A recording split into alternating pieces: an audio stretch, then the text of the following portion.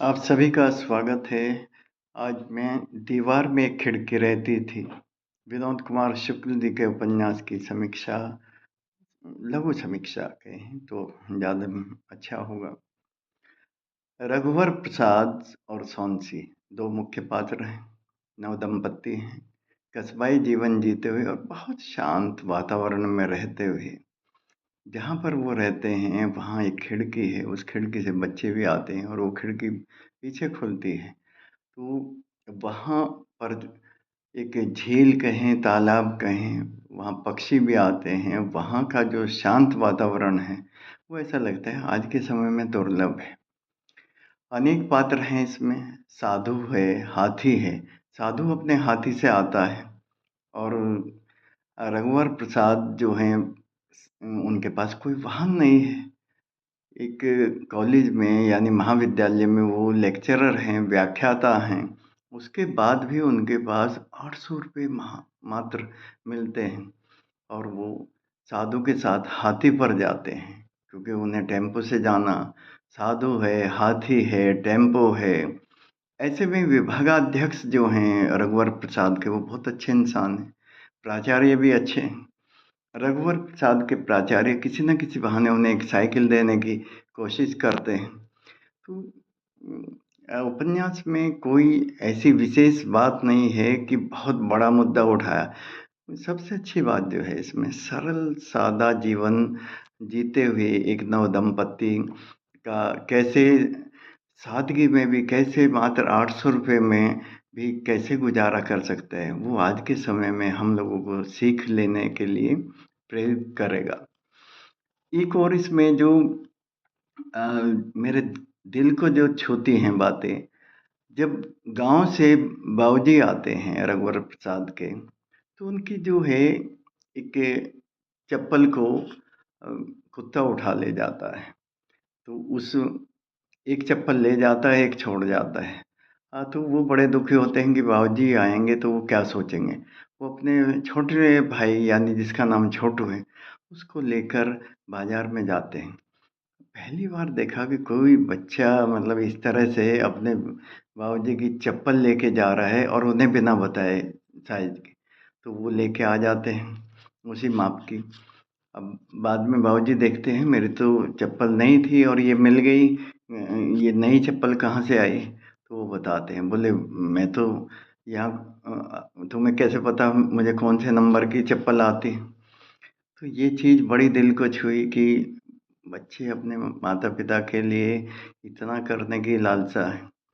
आज मेरे बेटे ने भी बल्कि मेरे लिए जूते भेजे हैं अपनी पहली जॉब की खुशी में, अपनी मम्मी के लिए और मेरे लिए।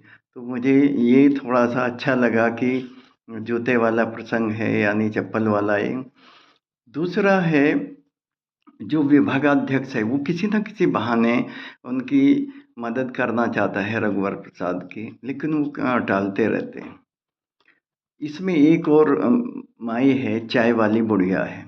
चाय वाली बुढ़िया अपने कड़े दे देती है सोनसी के लिए, यानी रघुवर प्रसाद की पत्नी के लिए अपने कड़े दे देती है। अरे आज कोई किसी को एक कप चाय फ्री में ना पिलाए और वो कड़े दे रही है। क्या बात है, कितनी सादगी है। विनोद कुमार शुक्ल जी का ये उपन्यास साहित्य अकादमी पुरस्कार से सम्मानित है। इसकी लगभग 87,000 यानी 87,000 प्रतियां बिकी और उन्हें 30 लाख की रॉयल्टी दी गई। बस हमारे सिर से उनका साया जल्दी उठ गया। वो 23 दिसंबर 2025 को दिवंगत हुई। ये पुरस्कार मिलने के कुछ ही समय बाद उनका निधन होना हिंदी साहित्य के लिए बहुत बड़ी क्षति है। और इस उपन्यास की और मैं कुछ बातें आपको बताना चाहता हूँ। सबसे अच्छा है शांत वातावरण, दीवार में खिड़की के पार तालाब है और वहाँ पर पक्षी आना, वहाँ पर कमल और ये सब खिलना बहुत अच्छा लगता है। और कई चीज़ें तो ये है कि बाबूजी का गाँव से जब आते हैं तो अपने बेटे के लिए कुछ ना कुछ सामान लाते हैं। कभी अपनी पत्नी को भेजते हैं, कभी स्वयं आते हैं, दोनों साथ एक ही बार आते हैं। तो वहाँ उन्हें भी पता है कि मेरा बेटा महानगर में कैसे रहता होगा, कैसे ये चलाता होगा खर्च। वैसे इस उपन्यास में बहुत सारी चीज़ें बसी हैं, मेरे दिल को छू गई।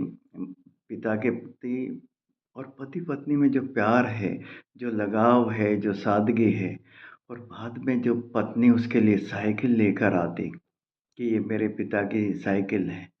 एक और मुख्य पात्र है इसमें लड़का। एक लड़का जो है पेड़ पर रहता है, वो बहुत अच्छा है लेकिन वो स्कूल नहीं जाता है और वो बीड़ी पीता है। अब वो रघुवर प्रसाद कई बार उसे समझाते भी हैं, क्योंकि उनके घर के सामने वो पेड़ पे रहता। बारिश हो रही है, उसे बुलाते हैं, वो आना नहीं चाहता और दोनों पति-पत्नी उस बच्चे से बहुत प्यार करते हैं। एक दिन उसके दद्दा और दाई उसके घर में होते हैं उस लड़के के, तो दद्दा को जैसे बुलाते हैं, तो उन्हें समझाते हैं। वो लाठी लेके आते हैं।